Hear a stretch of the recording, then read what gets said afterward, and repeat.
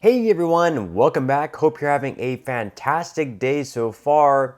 So 36% of people receiving Social Security benefits are saying that they're receiving less benefits than what they were initially expected. And what's worse is that in less than 10 years, it looks like we might actually have a cut in payments across the board by 25%. Plus, Nikki Haley finally says that she's going to be dropping out of the race, which sets up a Donald Trump versus Joe Biden rematch. But Nikki Haley, at least for now, is saying that she is not going to give Donald Trump her endorsement. But before we go ahead and dive into the main content of today's video, if you would mind helping me out real quickly by just giving this video a like, that just helps out with the good old YouTube algorithm, and also consider subscribing to my channel if you have not already. Plus, if you would like to receive up to $10,000 in free stocks or $10,000 in free cash, in a pinned comment below, I will be leaving a link to Moomoo. All you have to do is once you click on that link is just open up a free account and then deposit at least $100. At that point, Moomoo will be sending you at least 5 free stocks worth all the way up to $10,000. And if you'd rather just have the cash, all you have to do is once you receive those stocks, is just sell them for what they're worth and then transfer the cash value right back to your bank account.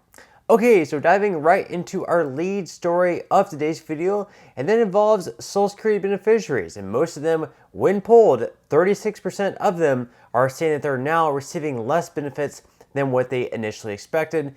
And obviously, whenever you go into retirement, whenever you start receiving your Social Security, a lot of these people are actually, expecting this to be a good majority of their income. They may not have other backup plans. They may not have any of their retirement accounts, whether that be a 401k, an IRA, or anything like that. So they're expecting Social Security income to be a good amount of their income in retirement. And whenever they start receiving Social Security, they're thinking like, wait, this is a lot less than what I actually expected. Maybe I have to go back now and retake up a part-time or even a full-time job. So we're going to be examining the numbers here in an article by Yahoo Finance, where once again they said 36% of American retirees say they collect less Social Security income than they expected. Here's why that's a big problem and 3 tips to avoid it. So in its December 2023 nationwide peak retirement survey insights report, the insurance and financial services company found that basic living expenses take up more than half at 53% of retirees' budgets. Yet, workers expect these expenses to average out at just 42%. And what's more, Social Security payments in many cases fell short of what they hoped to see. In more than a third of instances, at 36%, retirees reported that they received less in Social Security benefits than expected, compared to the 9% who say they receive more and 56% who collect about what they anticipated. And that 36% could grow. Social Security is expected to run out of cash by 2033, at which point benefits may no longer be paid in full. It's projected that Social Security benefits would be cut by 23% at that time. In dollars and cents, annual benefits would be cut by $17,400 for a typical newly retired dual income couple. According to the Committee for a Responsible Federal Budget, that impact would amount to a lot for 71% of people in pre-retirement and roughly 3 in 4 currently retired, at 74% per nationwide. So obviously this is a huge issue, and if you start collecting Social Security benefits and you're receiving a lot less than what you should be, obviously for them it's going to mean having to go back and get a part-time or perhaps even a full-time job.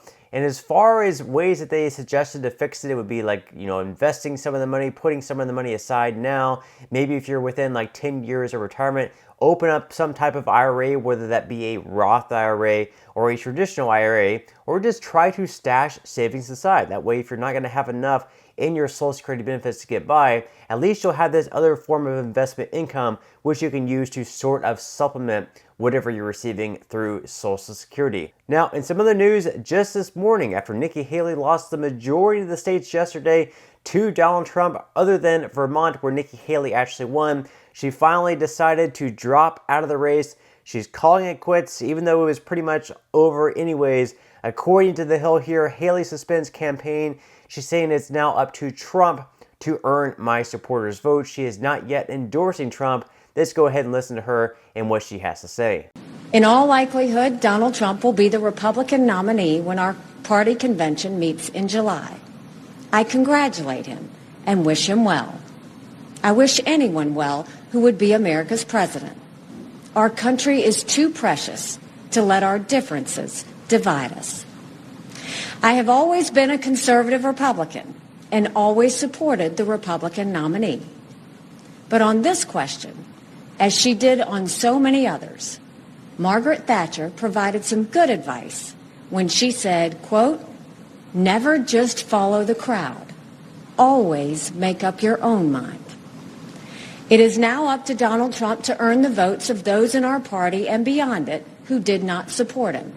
And I hope he does that. So Nikki Haley is not going to go out of her way to endorse Trump even after she dropped out of the race.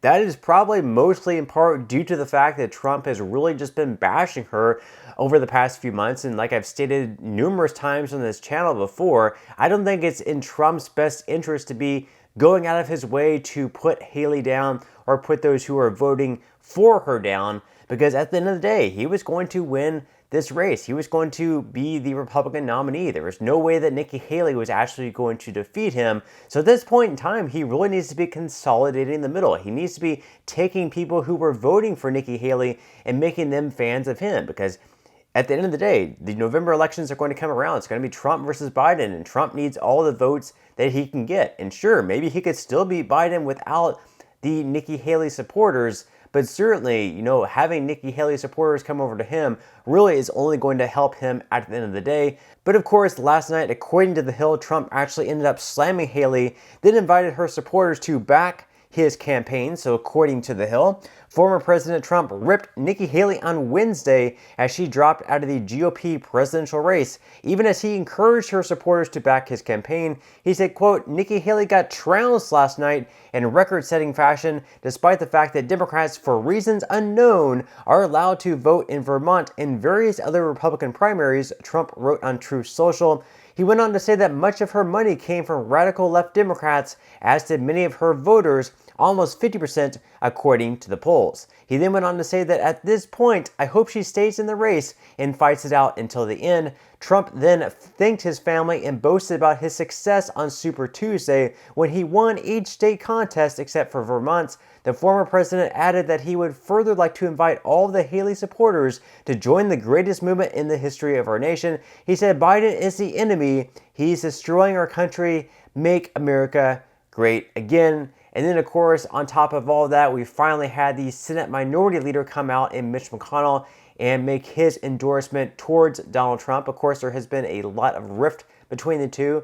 McConnell sort of blamed him a little bit for the January 6th attacks. McConnell blamed Trump, that is, and because of that, Trump has really been against McConnell. Those two have not really had the best relationship, but at the end of the day, I think that McConnell is sort of seeing the long game here, and he wants to sort of, befriend Trump, because he knows that retaking back the Senate majority is going to be in his best interest. And even though McConnell is going to be stepping down as the Republican leader in the Senate, he wants to make sure that Republicans are set up for the best possible success. So I think it is a good move at the end of the day here for McConnell, and not really all that surprising. But it looks like come November, it's all but official now after Super Tuesday. It's once again going to be Joe Biden versus Donald Trump. Let me know in the comment section below who you are picking. If Election Day was today, are you picking Trump or are you picking Biden? But that's all we have for today's video. I certainly hope that you enjoyed it and found value out of it. If you did, again, I would greatly appreciate if you could give this video a like. Consider subscribing to my channel if you have not already,